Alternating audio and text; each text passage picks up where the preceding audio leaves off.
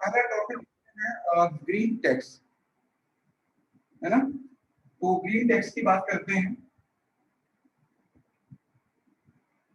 Green tax देखिए, green tax जो है ministry of road and transport and highway, ठीक है। मिनिस्ट्री ऑफ किसने ये इम्पोज किया है, तो ये देखो एक प्रकार का ये टैक्स है, और किसने शुरू किया है, ministry of road, ministry of road transport and highway, ठीक है, हाईवे। तो ये ध्यान रखना है, ये ministry of road transport and highway ने ये टैक्स को शुरू किया है। और ये जो टैक्स है वो किस पर वसूला जाएगा, व्हीकल्स पर। ऐसे व्हीकल्स जो देखो, जो हमारे यहाँ व्हीकल्स होते हैं वो दो टाइप के होते हैं, एक तो होते हैं पर्सनल व्हीकल और दूसरे होते हैं कमर्शियल व्हीकल। तो ये ध्यान रखना है, व्हीकल पे ये दिया जाएगा, व्हीकल पे वित्त मंत्री ने सर स्टार्ट किया sir, ministry of road transport and highway, ministry of road transport and highway. शायद कैमरा कुछ क्लियर नहीं है, मैं फिर से बता देता हूँ। तो ग्रीन टैक्स है, ये एक प्रकार का टैक्स है, ministry of road transport and highway ने, और ये व्हीकल्स पे लिया है। तो अभी ये जो टैक्स है, क्वेश्चन ये पूछेगा ये कब से लागू होगा। क्वेश्चन ये सबसे पहले ये पूछ सकता है किसने, क्योंकि ये व्हीकल पे है तो जाहिर सी बात है road transport and highway, highway ने इसको लगाया है। और कॉमर्शियल व्हीकल और डोमेस्टिक यानी पर्सनल व्हीकल दोनों पे है ये। तो कब से ये इम्पोज किया जाना है, ये इम्पोज किया जाना है अप्रैल 1 2022, ठीक है। इसको 2022 अप्रैल 1 से इसको इम्पोज किया जाना है। अब ये टैक्स का स्लैब क्या है, ठीक है, टैक्स का स्लैब क्या है। तो चलिए एक बार मैं फिर से आपको बता देता हूँ सही से, वैसे तो होगा क्लियर। तो ग्रीन है ना, ग्रीन टैक्स तो is a tax imposed by Ministry of Road Transport and Highway, Road Transport and Highway, ठीक है, हाईवे। ये कब से इम्पोज किया जाना है, ये इम्पोज किया जाना है अप्रैल 1 2022, ठीक है, अप्रैल 1 2022। अब ये देखना है क्या है ये। एक चीज, सिर्फ दो क्वेश्चन और है इसमें। एक क्वेश्चन ये भी है, अगर कोई सरकार जैसे गवर्नमेंट ऑफ इंडिया किसी भी टैक्स को इम्पोज करती है, टैक्स को प्रपोजल लाती है या टैक्स को लागू करना चाहती है, तो वो क्या करना होता है उसको। क्या गवर्नमेंट जो सेंट्रल गवर्नमेंट है अपने अकॉर्डिंग इम्पोज कर सकती है, या फिर उसको और भी कुछ करना होता है, बताएं। देखिए एक बात मैं आपको बता दूं, बिल पास करना होगा। बिल पास क्या होता है, बिल जैसे इसमें कानून हम नहीं ला रहे हैं, केवल एक टैक्स लगा रहे हैं। तो एक बात ये भी ध्यान रखना है कि जो बिल पास होते हैं वो सिर्फ उनके लिए होते हैं जब हम कॉन्स्टिट्यूशन में कुछ चेंज कर रहे होते हैं। समझ रहे हैं मेरी बात।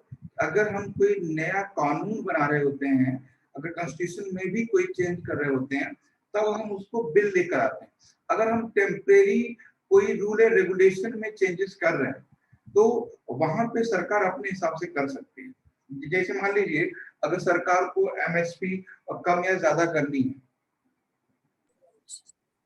सर पब्लिक प्राइवेट पार्टनरशिप हो, हाँ, ये सरकार को जैसे एमएसपी बढ़ानी है या कम करनी है, या कोई टैक्स बढ़ाना या कम करना है, ठीक है, कुछ भी रूल एंड रेगुलेशन लाना है लॉ एंड ऑर्डर के लिए, तो कोई बिल पास नहीं करना होगा, ठीक है, वो कोई लॉ नहीं बना रहे हैं, वो टेम्परेरी है, तो ये ध्यान रखना है। तो यानी गवर्नमेंट ऑफ इंडिया, ये ध्यान रखना है, government of India send a proposal, ठीक है, प्रपोजल टू स्टेट्स, ठीक है। Government of India sends a proposal to the state, Bharat सरकार स्टेट्स को प्रपोजल भेजती है, and and call for the suggestion, ठीक है, and demand for the suggestion, उनके सजेशन को मांगते हैं कि क्या ये सही है गलत है। तो कुछ स्टेट के पास सजेशन देते भी हैं, कुछ बोलते हैं ठीक है कर दीजिए, है ना। तो ज्यादा प्रॉब्लम होती है तो वो फिर अपोज करते हैं इसका, तो मोस्टली अपोज नहीं करते हैं, वो सजेशन देते हैं, ठीक है। तो क्या है, proposal to send for the suggestion, state for the suggestion, ठीक है, सजेशंस के लिए उनको उसके पास प्रपोजल भेजते हैं। देखिए ये जो ग्रीन टैक्स है, बहुत सारे ऐसे स्टेट हैं जिन्होंने लागू कर दिया, बहुत सारे ऐसे स्टेट इंडिया में हैं जिन्होंने ग्रीन टैक्स लागू किया है। तो एक चीज मैं आपको बता दूं, यहाँ पे जो कुछ पॉइंट्स वाली बात है कि जो टैक्सेस हैं वो क्या केवल इंडियन गवर्नमेंट के पास राइट है, गवर्नमेंट ऑफ इंडिया के पास राइट है केवल, या स्टेट के पास भी राइट है? तो स्टेट के पास भी राइट है, ठीक है, स्टेट के पास भी राइट है, यहाँ तक कि जो पंचायत है उनके पास भी राइट है। तो ये चीज ध्यान रखना है, ये टैक्सेस इम्पोजिशन का प्रोसेस है वो, ये क्वेश्चन बहुत अच्छा बनेगा यूपीएससी प्रीलिम्स में कि टैक्स का इम्पोजिशन केवल और केवल इंडिया गवर्नमेंट करता है, ऐसा नहीं है। बहुत सारे ऐसे स्टेट हैं जो जिन्होंने ये ग्रीन टैक्स लागू कर दिया अपने यहाँ, ठीक है, अपने यहाँ लागू कर दिया। तो ये चीज आपको ध्यान रखना है। तो हाँ, ये सजेशन के लिए उनके पास भेजा जाता है, नॉर्मली ये भारत सरकार उनके पास भेजती है। तो जो सजेशन आते हैं उसके हिसाब से जो मिनिस्ट्री है, गवर्नमेंट ऑफ इंडिया है, तो वो चेंजेस करते हैं और उनको लगता है, नहीं तो वो उसको अप्लाई करते हैं, और सेंट्रल गवर्नमेंट की सारे लोगों को बात माननी होती है। तो ये है एक प्रोसेस है टैक्सेशन का, ठीक है। तो ग्रीन टैक्स एक टैक्स है जिसको ministry of road transport and highway ने इम्पोज किया है, that will be started from the 1st April 2022. Government of India sent a proposal to state for the suggestion, सुझाव के लिए भेजा है। अब देखो ये इस टैक्स में है क्या, बात समझिए क्या क्या इस टैक्स में है। देखो पहली चीज समझते हैं कि टैक्स जो है वो किस चीज पे लाया जाएगा। अगर आपसे पूछा जाए सिंपल वर्ड में, what is the green tax? Green tax का मतलब होता है कि जो यूनिट्स या जो फंक्शनरीज, जो मशीनरीज, जो इंडस्ट्री पॉल्यूशन को, जो इन्वायरमेंट को पॉल्यूट करती है, मेरी बात समझना, जो इंडस्ट्री, जो मशीनरी, जो पार्टी, कोई भी हो, इंडिविजुअल हो, अगर वो पॉल्यूशन करता है यानी इन्वायरमेंट को पॉल्यूट करता है, तो वो जो टैक्स लिया जाएगा इन्वायरमेंट को क्लीन करने के लिए लिया जाएगा, that will be tax for the environment clearance. मेरी बात समझ रहे हैं? अगर हमारे पास गाड़ी है जिसका मॉडल है 84, है ना, तो उस पे टैक्स लिया जाएगा क्योंकि जो पुरानी गाड़ी है वो पोल्यूशन करेगी। तो जो हमसे टैक्स लिया जाएगा, वो टैक्स का जो मनी है वो इन्वायरमेंट प्रोटेक्शन में यूज होगा, ठीक है। तो लिख लीजिए imposition of the green tax, पहले इंग्लिश में लिख लीजिए, हिंदी बता देंगे। Imposition of the green tax is for the environment protection या रिड्यूस इन्वायरमेंटल पोल्यूशन, ठीक है। Imposition of the green tax is for the, Hindi में बोलिएगा। अभी पहले इंग्लिश में लीजिए, for reduce the environmental pollution या प्रोटेक्शन ऑफ इन्वायरमेंट, एक ही बात है। अब हिंदी लिख लीजिए, ग्रीन टैक्स का ग्रीन टैक्स का सरकार उपयोग पर्यावरण प्रदूषण को कम करने के लिए करेंगे। ग्रीन टैक्स का प्रयोग भारत सरकार पर्यावरण प्रदूषण को कम करने के लिए करेगी। तो आपसे कभी क्वेश्चन बन सकता है what is the purpose of green tax. तो ग्रीन टैक्स का पर्पज यही है कि जो हमने पर्यावरण खराब किया है और उससे सरकार हमसे टैक्स लेगी, तो उसी टैक्स से वो फिर उसका ट्रीटमेंट करेंगे पर्यावरण इन्वायरमेंट का। ठीक है, क्लियर है दोनों में, इंग्लिश हिंदी में? यस अफरोज सर एक में हिंदी में सर रिप्लाई कर दीजिए सर। हिंदी में ये है कि ग्रीन टैक्स का भारत सरकार पर्यावरण प्रदूषण को कम करने के लिए प्रयोग करेगी। तो वित्त मंत्रालय नहीं होगा सर, जो मिनिस्टर जो है ये रोकने के है लिए वो कोशिश कर रहे हैं। रोड एवं परिवहन हाईवे मंत्रालय, रोड एवं परिवहन हाईवे मंत्रालय है ये। Road transport and highway ministry है, उसने ये इम्पोज किया। ठीक है, यस सर राइट। हाँ उसने ये इम्पोज किया। अब देखते हैं क्या क्या स्लैब। तो अगर पहला पॉइंट है इसमें जो टैक्स है वो क्या है वो समझ लीजिए। ये 8 year old commercial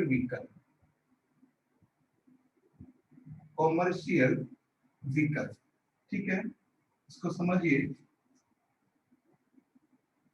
vehicle, commercial vehicle, तो कॉमर्शियल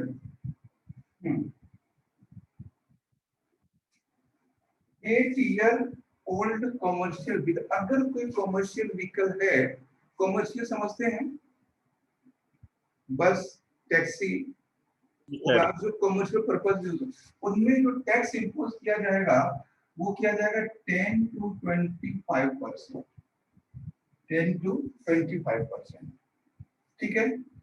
और 15 ईयर ओल्ड पर्सनल व्हीकल, या ठीक है, पर्सनल व्हीकल, ये टैक्स है, ठीक है। और ये जितने भी व्हीकल हैं उनके लिए है जो गाड़ियां डीजल और पेट्रोल से चलती हैं, ठीक है। दोनों का डिफरेंट होगा। जो डीजल है उस डीजल का टैक्स अलग होगा, ठीक है। डीजल का जो रेट है, परसेंटेज है, वो डिफरेंस होगा, और जो पेट्रोल का है वो अलग होगा। तो ये चीज ध्यान रखना। जैसे मान लीजिए अगर कोई ऐसी कार है जो डीजल से चलती है, उस पे टैक्सेशन ज्यादा होगा थोड़ा सा, और जो कार पेट्रोल से चलती है उसका कम होगा। तो सिंपल से हमारा बताना ये है कि tax will be different diesel and petrol vehicle, है ना, कॉमर्शियल में। तो ये चीज है, इन पे अलग अलग होगा टैक्सेशन, ये ध्यान रखना है। उसके बाद ये, और जो पर्सनल व्हीकल है, जो हमारे पास अपना पर्सनल व्हीकल है, वो 15, अगर 10 साल पुराना है तो उस पर टैक्स नहीं लगेगा, ग्रीन टैक्स। अगर वो 15 साल से ज्यादा पुराना है तो उस पर टैक्स। अच्छा, ये टैक्स लगेगा कैसे? देखिए क्या होता है कि हमें 15 साल में अपने व्हीकल को रिन्यू कराना होता है, ठीक है। जब रिन्यू कराना होता है उसी समय आपसे टैक्स ले लिया जाएगा, ठीक है। उसी समय टैक्स ले लिया जाएगा कि 10 से 15%। वो डिपेंड करता है कि कितना पुराना है, ऐसा कोई फिक्स नहीं है कि वो हाँ 10 से 25 के बीच में होगा। 15 हो सकता है, 18 हो सकता है, 11 हो सकता है, 13 हो सकता है, कुछ भी इस बीच में हो सकता है। हाँ अभी हम बात करेंगे, ठीक है। अब हम बात करते हैं, थर्ड पॉइंट में है CNG and LPG and electric vehicle, है ना, इलेक्ट्रिक व्हीकल, ठीक है। CNG and CNG electric vehicle and ethanol vehicle, ethanol vehicle, यानी CNG, LPG, electric and ethanol vehicle is free, इन पे कोई टैक्स नहीं है, नो ग्रीन टैक्स, ठीक है, इन पे कोई भी टैक्स नहीं दिया जाएगा। ठीक है, तो जो सीएनजी से व्हीकल चलते हैं और जो एलपीजी से चलते हैं इलेक्ट्रिक और जो इथेनॉल से चलते हैं, इन पे कुछ नहीं दिया जाएगा। क्लियर है? यस एवरीवन, क्लियर हो गया आपको? हाँ ठीक है। आपको पता है एक थोड़ा सा डेटा देते हैं हम कि टोटल जो पॉल्यूशन है उसका 65% पॉल्यूशन कॉमर्शियल व्हीकल के द्वारा होता है। यानी 65, कभी आपसे क्वेश्चन बनेगा, आप लोग सोचोगे कि अच्छे देखो पर्सनल गाड़ियां ज्यादा हैं और कॉमर्शियल कम है। ठीक है, जैसे बाहर एग्जाम हॉल में दिमाग कुछ और ही काम करता है। जैसे आप सोचते हो कि अगर घर में 4 लोग हैं तो 4 कम से कम बाइक है ना, और हो सकता है चारों के पास गाड़ी हो, है ना। तो आप देखोगे कि जो पर्सनल व्हीकल वो आपको ज्यादा दिखाई देते हैं, चाहे वो 2 व्हीलर हो या 4 व्हीलर हो। रोड पे आप सोचिए, रोड पे 4 गाड़ी चल रही हैं, 10 चल रही हैं, और आपको अपने मोहल्ले में 50 गाड़ी दिख जाएंगी 4 व्हीलर। तो आपको लगेगा, आप वहां पे दिमाग लगाएंगे आप कि नहीं पर्सनल व्हीकल ज्यादा है तो पर्सनल व्हीकल पोल्यूशन ज्यादा करते होंगे, नहीं। तो आप देख लीजिए कि जो क्या है इसमें, ठीक है समझिए, 65% पोल्यूशन 60 देख लीजिए 65% पोल्यूशन कौन करता है? Commercial vehicle. यानी जो कॉमर्शियल व्हीकल है वो करते हैं व्हीकल्स, और commercial vehicle is only 5% of total vehicle. ठीक है, जो कॉमर्शियल व्हीकल हैं वो कितने हैं? Vehicles are only 5% of total vehicle, ठीक है, तो ये ध्यान रखना। यानी जो पॉल्यूशन करते हैं वो 65, यानी जो वाणिज्यिक क्या बोलते हैं, जो वाणिज्यिक वाहन है उन वो 65% पॉल्यूशन करते हैं, और जबकि टोटल नंबर ऑफ व्हीकल्स में उनका कितना परसेंट है? केवल 5%। केवल वो 5% है कमर्शियल व्हीकल, लेकिन वो पॉल्यूशन कितना करते हैं? 65%। तो कभी ये सीधे सीधा क्वेश्चन आ सकता है आपके सेंटेंस में, यूपीएससी में सीधा सीधा, which are consider the following statement, सीधे वो दे देगा आपको, है ना। Commercial vehicle is responsible for 65% pollution. Second में दे देगा the number of commercial vehicle is only 5% of total vehicles. इस तरह से दोनों सेंटेंस सही होंगे। तो ये समझ में आ रही बात हमारी कि 65% पॉल्यूशन कमर्शियल व्हीकल के द्वारा होता है। ठीक है, और बताएं किसी को कोई प्रॉब्लम यहां तक?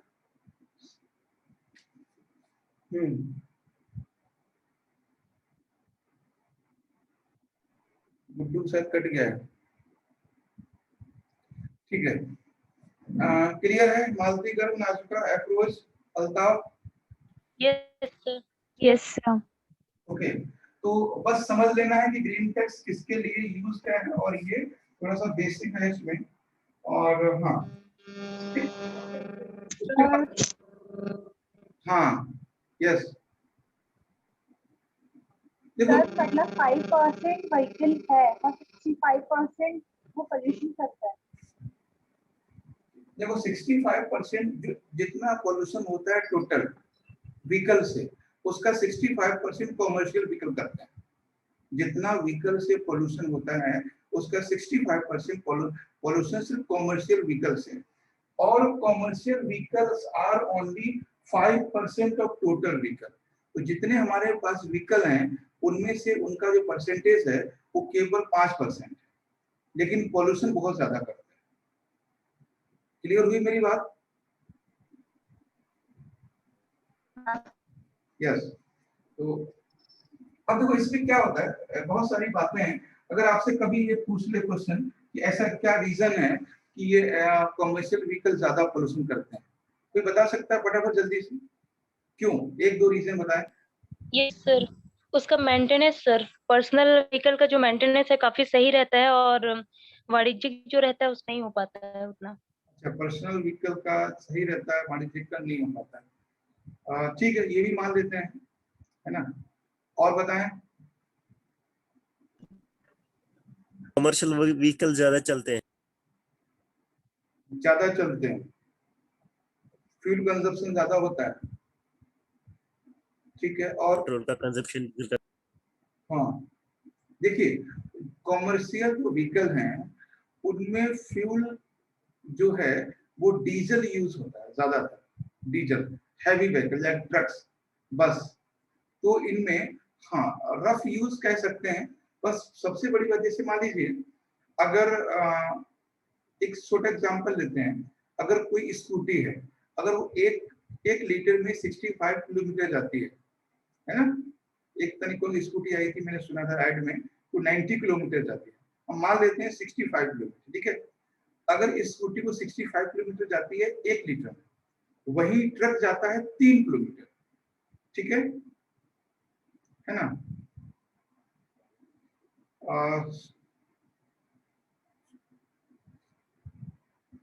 समझ में आई मेरी बात कि अगर कॉमर्शियल व्हीकल जैसे ट्रक है या बस है, तो ये व्हीकल कितना जाएगा 1 लीटर में? 1 किलोमीटर, और 3 किलोमीटर 4 किलोमीटर मान सकते हैं, ठीक है, 4 किलोमीटर। तो अगर वो 4 किलोमीटर जा रहा है वो व्हीकल, वो जो ट्रक है, और स्कूटी आपकी जा रही है 65 किलोमीटर, इसका मतलब क्या है कि जितना कोई व्हीकल दूर तक जाता है, इसका मतलब वो जो उसका फ्यूल है वो ज्यादा कंज्यूम हुआ, ठीक है, यानी ज्यादा यूज हुआ, फुल फ्यूल तक वो गया। आप देखना, छोटी गाड़ी में धुआं ज्यादा निकलता है, कार्बन कम छोटी गाड़ी में धुआं कम निकलता है, कार्बन कम निकलता है। बस बड़ी गाड़ी आप देखना, ट्रक में या बस में, उनमें साउंड भी ज्यादा होता है, कार्बन भी ज्यादा होता है, स्मोक भी ज्यादा होता है। तो जो पॉल्यूशन है वो डीजल की वजह से और उनका एवरेज की वजह से।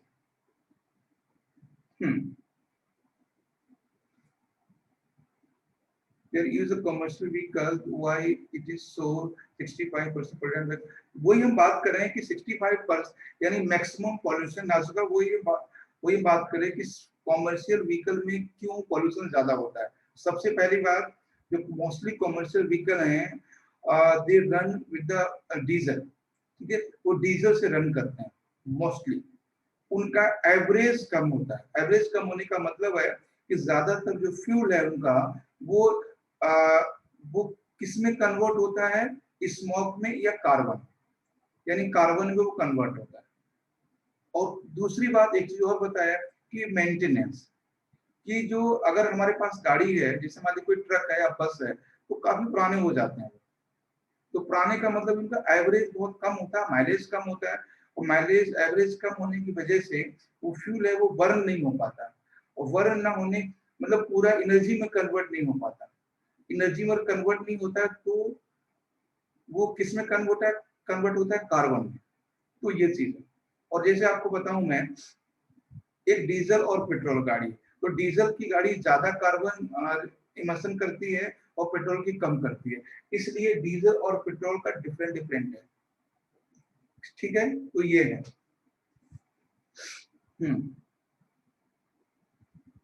जैसे मान लीजिए कितनी ऐसी गाड़ियां हैं 4 व्हीलर जो डीजल से चलती है, बहुत कम है जो हम लोग यूज करते हैं। 2 व्हीलर सारे पेट्रोल से चलते हैं, और जो और इलेक्ट्रिक व्हीकल बहुत सारे ऐसे पर्सनल व्हीकल्स हैं जो सीएनजी से चलने लगे हैं। 4 व्हीलर जो है लगभग 15% सीएनजी पे है, 15%। मोस्टली लोग सीएनजी लगवा ही लेते हैं अपनी गाड़ी में, ज्यादातर लोग होता ही है। एलपीजी का भी सिलेंडर होता है ज्यादातर। और ये इलेक्ट्रिक व्हीकल का ज्यादा यूज बढ़ रहा है। इलेक्ट्रिक व्हीकल का बहुत सारी स्कूटी टाइप से आ गई हैं। Then why it is said use commercial vehicle instead of the personal vehicle, ठीक है। हाँ, देखिए ये बोला जाता है कि कॉमर्शियल व्हीकल का मतलब उन्होंने क्या बोला है, ये बोला जाता है यूज द पब्लिक ट्रांसपोर्ट। ये बोला जाता है use the public transport instead of the personal transport, personal vehicle. ये बोला जाता है कि पब्लिक ट्रांसपोर्ट का यूज कीजिए instead of the personal vehicle.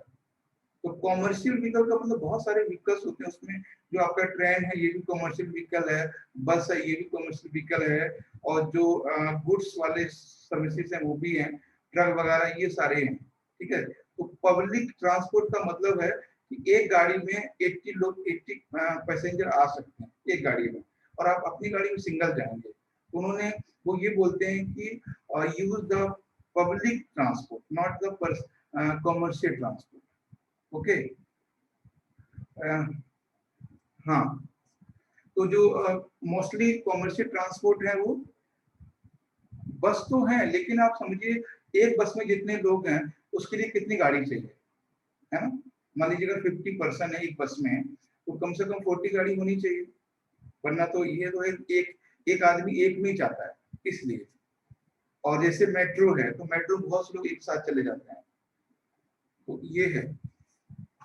अगर हम मतलब पैसेंजर के लिए अपने अपने ट्रांसपोर्ट के लिए अगर हम पर्सनल गाड़ी यूज भी कर भी लेते हैं, तो बाकी चीजें हम यूज नहीं कर पाएंगे, है ना। लॉन्ग रूट जैसे रेलवे का है, मेट्रो रूट है, तो मेट्रो कर भी लेंगे, तो ट्रक है जिससे माल ढोया जाता है, बेस वगैरह, तो वो नहीं हो पाएगा, तो उसके लिए कॉमर्शियल व्हीकल चाहिए, ठीक है। तो ये था आपका हाँ। और एक बात मैं और बताऊं कि जो इंडिया में कौन सी ऐसी कंपनी है जो सबसे ज्यादा सीएनजी व्हीकल बनाती है इंडिया में, ऐसी कौन सी कंपनी है?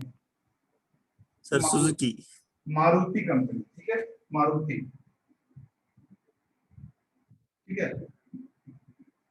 हाँ, तो ये ध्यान रखना है कि जो मारुति है वो भारत की सबसे बड़ी कंपनी है, इंडिया टॉप कार मेकर, ठीक है, इंडिया टॉप कार मेकर, ये टॉप कार मेकर है इंडिया के, ठीक है। और किसके हैं ये? हाँ, and has the largest portfolio of the CNG, यानी सबसे ज्यादा किसका, लार्जेस्ट ऑफ किसका, सीएनजी, ठीक है। तो सीएनजी की सबसे ज्यादा मारुति वाले सीएनजी व्हीकल बना रहे हैं इंडिया में। तो कभी ये क्वेश्चन बन सकता है, जितने भी व्हीकल्स उनमें सबसे ज्यादा, तो ये है। तो ऐसी समझ में आ गया आपको ग्रीन टैक्स और सारी चीजें, और सबसे बड़ी कंपनी इंडिया में सीएनजी का। और बाकी आप देख लीजिए यहाँ पे, हाँ, कंजप्शन ऑफ रिसोर्स, ठीक है। तो ये था ग्रीन टैक्स के बारे में। जब भी आपसे पूछेगा कब से शुरू हो रहा है, 2022 से शुरू हो रहा है, और डीजल पेट्रोल पे अलग अलग है, कॉमर्शियल व्हीकल पे अलग है, पर्सनल व्हीकल पे अलग है। इंडिया में सबसे बड़ी कंपनी सीएनजी की कंपनी आने वाली मारुति है। तो ये सब चीजें हैं, और टाइम है वो 8 साल है और 15 ईयर है। तो ये है। नेक्स्ट टॉपिक देखते हैं, इसमें क्या है, ग्लोबल इकोनॉमिक प्रोस्पेक्टस रिपोर्ट, ठीक है, ग्लोबल इकोनॉमिक प्रोस्पेक्टस रिपोर्ट, ठीक है।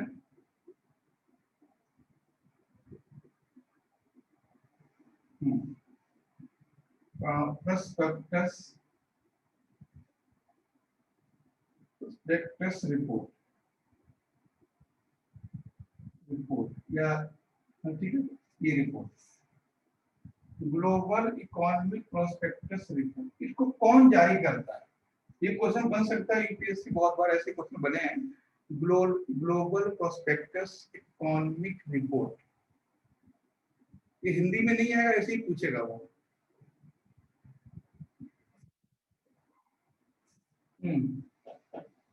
ये जारी करता है वर्ल्ड बैंक, ठीक है, वर्ल्ड बैंक जारी करता है, वर्ल्ड बैंक किसके द्वारा रिलीज की जाती है? वर्ल्ड बैंक के द्वारा। इसने क्या बोला है? इसने कुछ इंडिया के बारे में कुछ बोला है।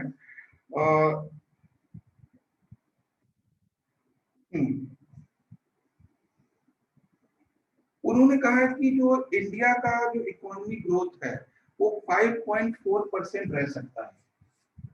India economic growth growth 5.4 in 2020 and 2021, 2020 and 21। तो जो बहुत जैसे IMF की रिपोर्ट थी, हाँ ठीक है, वर्ल्ड बैंक, तो जैसे IMF की रिपोर्ट अलग है, बजट की रिपोर्ट अलग है और वर्ल्ड बैंक की रिपोर्ट अलग है। तो कभी कभी ये पूछा जा सकता है, ये डेटा तो नहीं पूछेगा कि ये 4.5 है, बस ये ध्यान रखना है कि वर्ल्ड बैंक के अकॉर्डिंग जो इंडिया का इकोनॉमिक ग्रोथ है वो 5.4 क्या है, ये 5.4 जीडीपी का ग्रोथ है इंडिया का। जैसे इकोनॉमिक सर्वे ने बताया था शायद 9.5, IMF ने बताया था 11.5, ऐसा कुछ, ठीक है, कि 2021 में रहेगा। तो अभी जो ग्लोबल इकोनॉमिक प्रोस्पेक्टस रिपोर्ट है उसने बोला है कि ये 5.4 रहेगा। ये डेटा जरूरी नहीं है, ये रिपोर्ट जरूरी है कि कौन रिलीज करता है, ठीक है। अब देखिए, अब इन्होंने एक चीज और बोली है यहाँ पे कि इंडिया का जो इकोनॉमी है, ठीक है, एक मिनट, हाँ, इंडिया का इकोनॉमी है, उन्होंने बोला है कि भारत की इकोनॉमी में जो स्लो डाउन आया उसका कारण क्या बताया। तो कभी पूछ सकता है कि Indian economy slow down according the global economic prospectus report, तो स्लो डाउन आने का क्या कारण है इंडिया का। तो ये उन्होंने कारण बताया, एक बार में देख लीजिए कौन कौन से कारण हैं। Causes of Indian economy slow down, Indian economy slow down, ठीक है। तो स्लो डाउन के क्या क्या कारण हैं उसको हमें समझना है।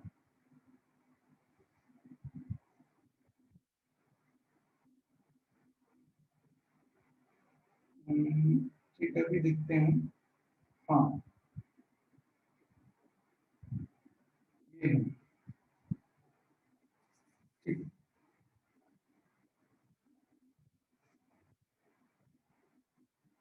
अब इसमें तीन बातें बोली। पहली बात उन्होंने बोली है कि इंडिया में जो डोमेस्टिक कंजप्शन है वो कम हुआ है। इंडिया में इकोनॉमी कारण सबसे पहली बात है कि decrease of the domestic consumption. तो डोमेस्टिक कंजप्शन है उसका, यानी घरेलू उपभोग में कमी पहला कारण है rapid fall in household consumption, ठीक है, rapid fall in household consumption, ठीक है।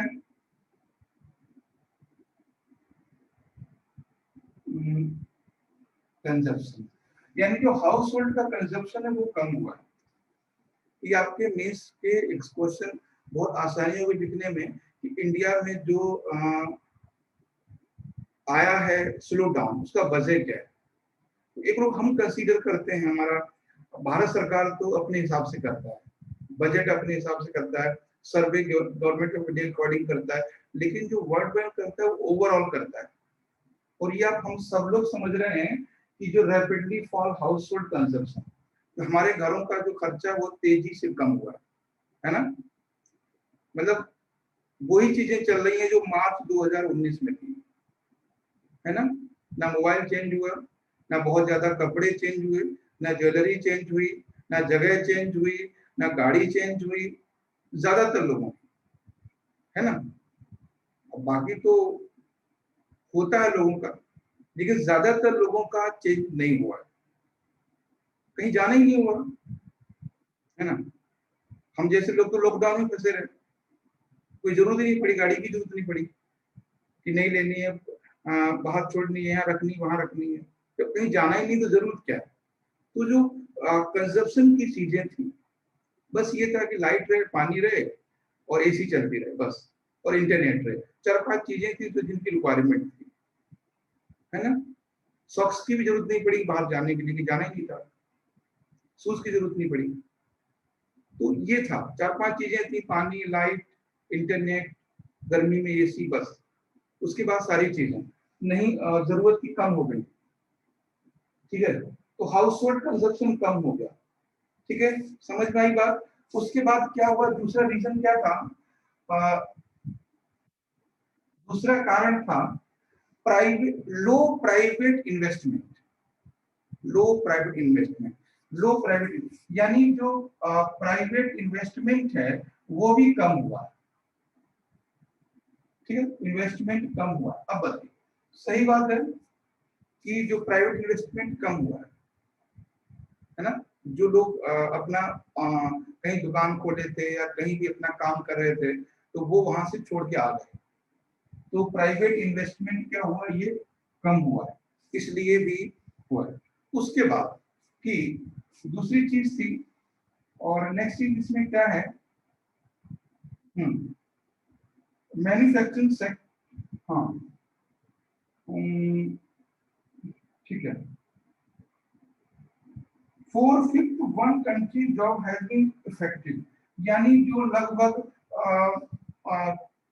जो जॉब्स थे वो भी बहुत तेजी से इफेक्ट हुए, तो हमारे जॉब्स और इन प्राइवेट सेक्टर, ठीक है, ये तो खैर सभी आप जानते हैं कि जो प्राइवेट सेक्टर में जो जॉब थे वो बहुत तेजी से डिक्रीज हुए, इफेक्ट हो गए, जॉब प्राइवेट सेक्टर डिक्रीज, तो ये भी एक रीजन था जहाँ पे होने का। तो कुछ बातें हैं और लोग इस पर ध्यान कम दे रहे हैं, है ना, इस पर ध्यान कम दे रहे हैं, और प्राइवेट इन्वेस्टमेंट भी नहीं हुआ है, प्राइवेट इन्वेस्टमेंट, इसीलिए हमारे जो chief adviser, economy chief adviser हैं, उन्होंने इतनी बार सर्वे में बोला है, जब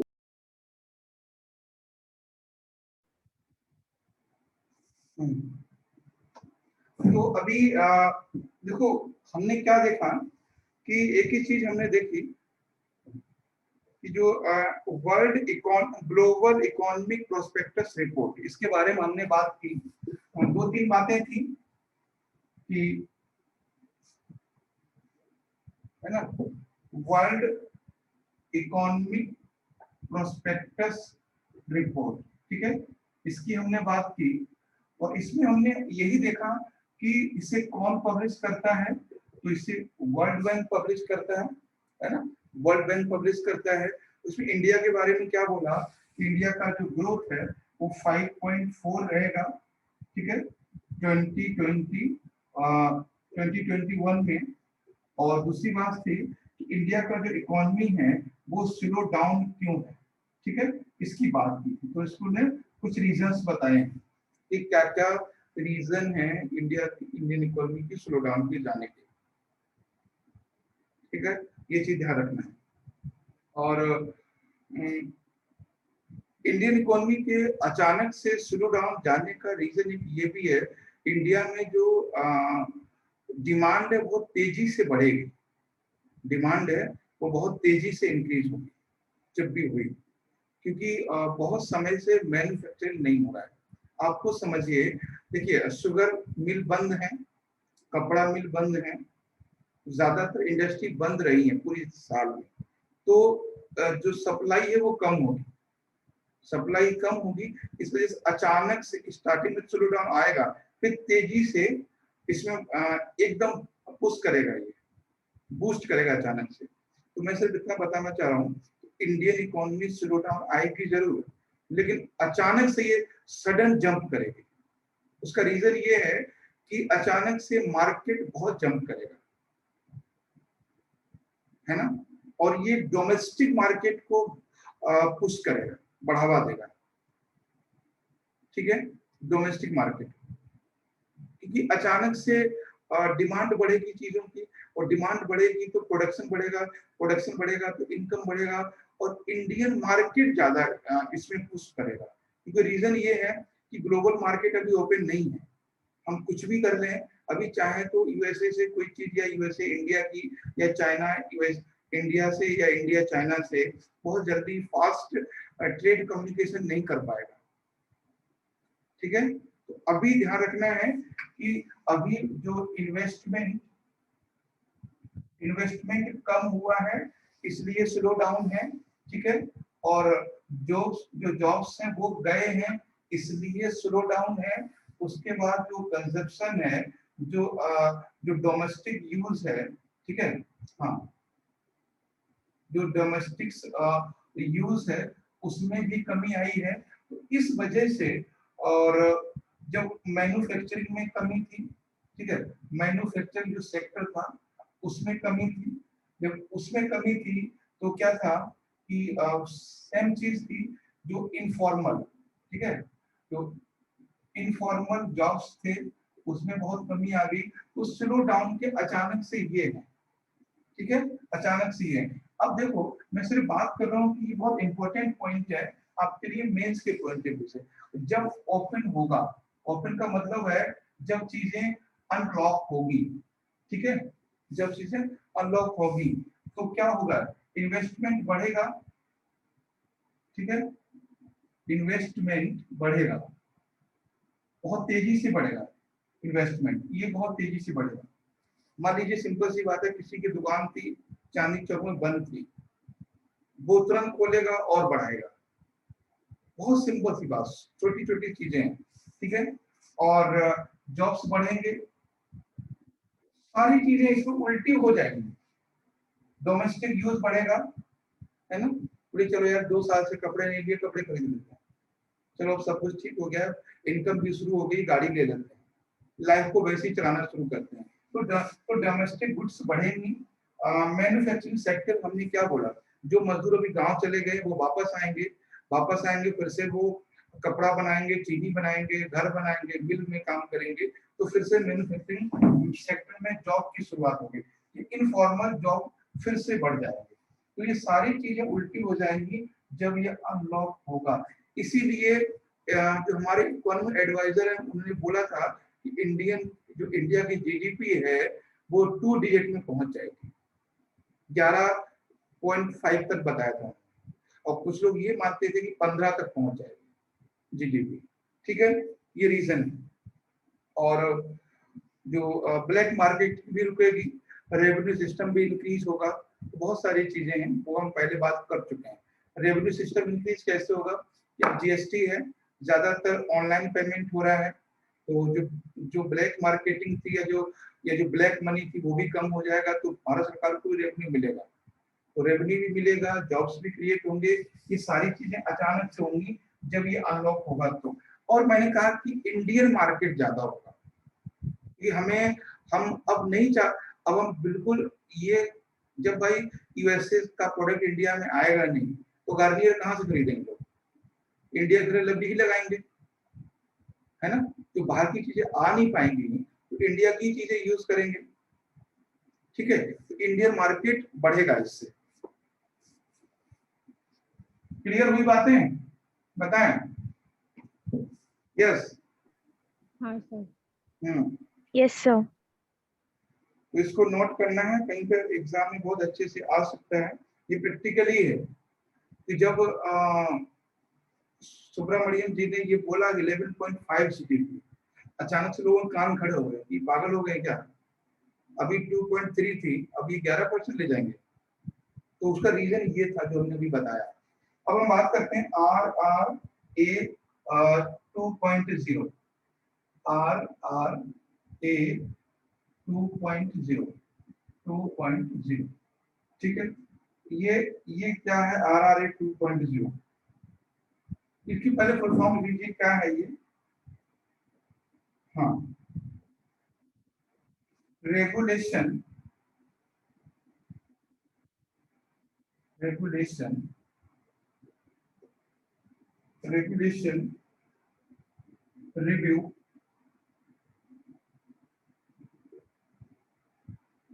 रिव्यू अथॉरिटी, ठीक है,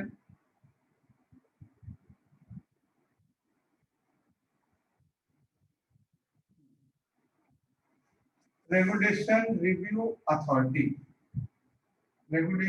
रिव्यू अथॉरिटी, ये RR 202.0, ये किसने बनाई है, ये अथॉरिटी है, ये मेड बाय द RBI, ठीक है, RBI ने इसको बनाया है। तो पहले तो ये बनेगा ये है क्या, ठीक है, तो रेगुलेशन रिव्यू अथॉरिटी, देखो इंडिया में बिजनेस को बढ़ावा देने के लिए या इंडिया में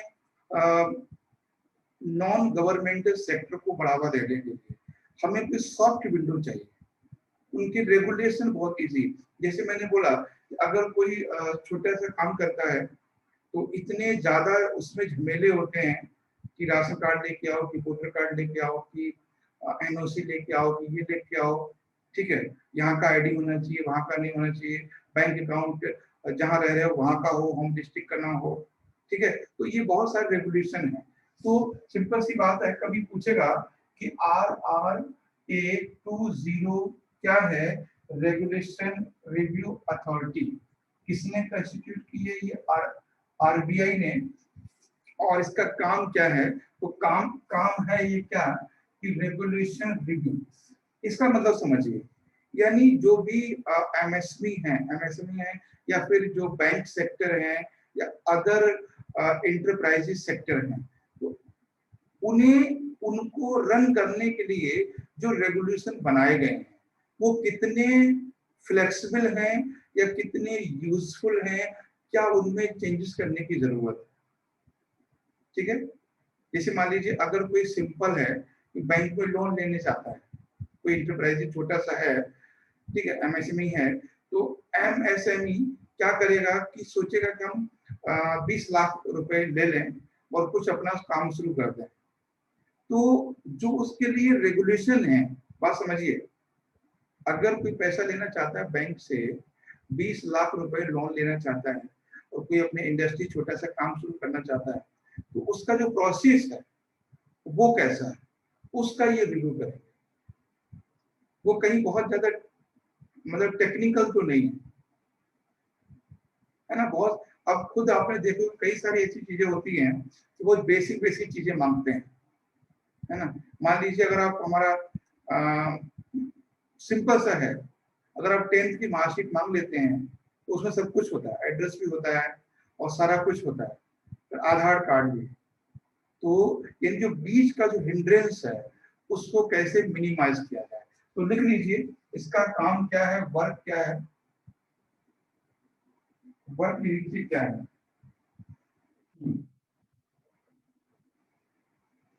हाँ, वर्क है इसमें प्रोवाइड या review of regulation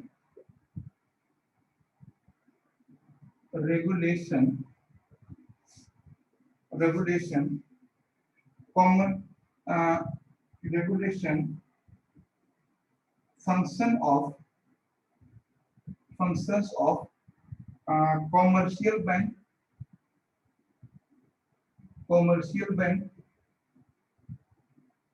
and cooperative bank, ठीक है, cooperative bank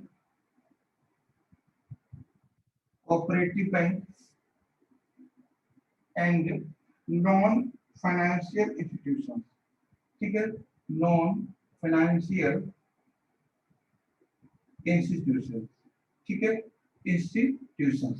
तो ये है, तो सेम सिंपल सा मैंने बताया कि review of regulation functions of commercial bank and cooperative banks and non financial institution. जैसे मान लीजिए कोई जो नॉन फाइनेंशियल इंस्टीट्यूशंस बहुत सारे हैं, जैसे मान लीजिए नाबार्ड है, तो नाबार्ड नॉन फाइनेंशियल इंस्टीट्यूशन है, नॉट बैंकिंग इंस्टीट्यूशन। तो इस तरह से उन सबके रूल एंड रेगुलेशन को वो क्या करेगा, रिव्यू करेगा। अगर इस अथॉरिटी को लगता है कि दैट रेगुलेशन इज टिपिकल, तो इसको इजी बनाना, या that regulation is not necessary, तो उसको वहां से डिलीट कर देना। तो ये काम करेगा ये, ठीक है। सिंपल सा मेनली इसका पर्पस यही है कि how to grow investment in India, how to grow manufacturing in India, how to grow industrial sector in India, ठीक है। तो मेन पर्पस इसका यही है, तो ज्यादातर ये क्वेश्चन जो बनेगा वो यहीं से बनेगा। देखो नाम से बहुत कुछ क्लियर है, आरबीआई ने बनाया है इतना तो ठीक है, तो आपका नाम से क्लियर है, रेगुलेशन रिव्यू अथॉरिटी, सारे फंक्शन आपको यही समझ में आ जाएंगे। ये है। अब इसमें अब देखो क्या है, अब डिपेंड करता है आपके माइंड पे, वो कैसे कैसे क्वेश्चन बनाता है। तो पूछेगा RRA 2.0 provide the financial support, नहीं, उसका काम ही है रिव्यू करना, लोगों को चीजों को ऑब्जर्व करना। रिव्यू माने क्या होता है हिंदी में, समीक्षा करना, है ना, सही या गलत, उसकी रिपोर्ट किसको देना, आरबीआई को। तो कोई फाइनेंशियल सपोर्ट नहीं दे रहा है, कोई एम्प्लॉयमेंट नहीं दे रहा है, या कोई जज, कोई जुडिशियल कोई बॉडी नहीं है, केवल ये रिव्यू अथॉरिटी है। डिपेंड करता है वहां क्वेश्चन आप कैसे निकालोगे। जरा सा भी आपने वर्ड से इधर उधर हट गए, आप उसमें सोचेगा कि आप ये इरिडा के लिए काम करेगा, ये मतलब जो इंश्योरेंस कंपनी के लिए काम करेगा, सबके लिए काम कर सकता है, लेकिन रिव्यू का काम करेगा केवल। रिव्यू का मतलब ऑब्जर्वेशन का काम करेगा। And finally give the report to RBI, RBI की रिपोर्ट करेगा, किसी से कोई लेना देना नहीं है इसका। बाकी ठीक है, क्लियर हुई बातें?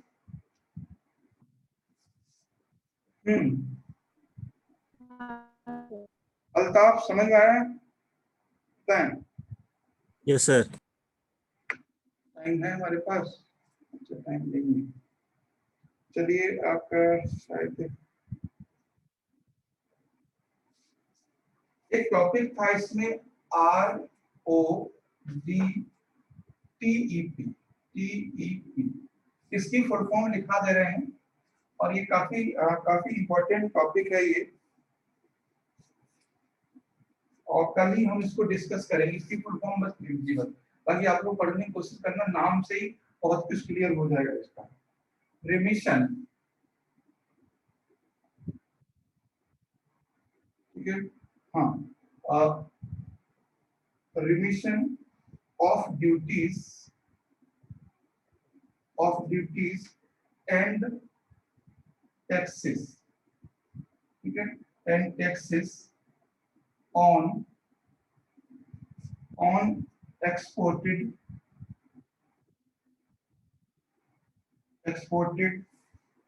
प्रोडक्ट्स, ठीक है, ये है। इसको हम लोग कल ही करेंगे, क्योंकि 2:30 बजे से क्लास वो भी है जीएस वाली, फाउंडेशन वाली, ठीक है, इसको हम लोग कल करेंगे। आप लोग देखना इसको ये क्या है।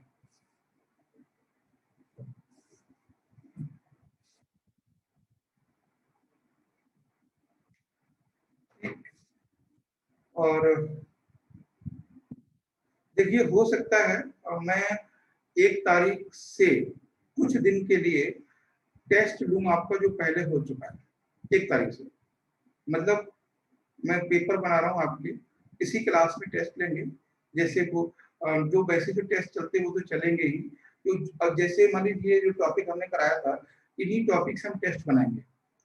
तो 1 तारीख से कभी भी टेस्ट हो सकता है, 1 तारीख के बाद, ये ध्यान रखना। आपके पास टाइम है, और जो हमारा टेस्ट रहेगा वो उन्हीं टॉपिक से रहेगा जो हमने अभी तक कर चुके हैं जीएस में और करंट अफेयर्स में, ठीक है, ये ध्यान रखना। टेस्ट हम बना रहे हैं, ठीक है, मिलते हैं 2:30 बजे।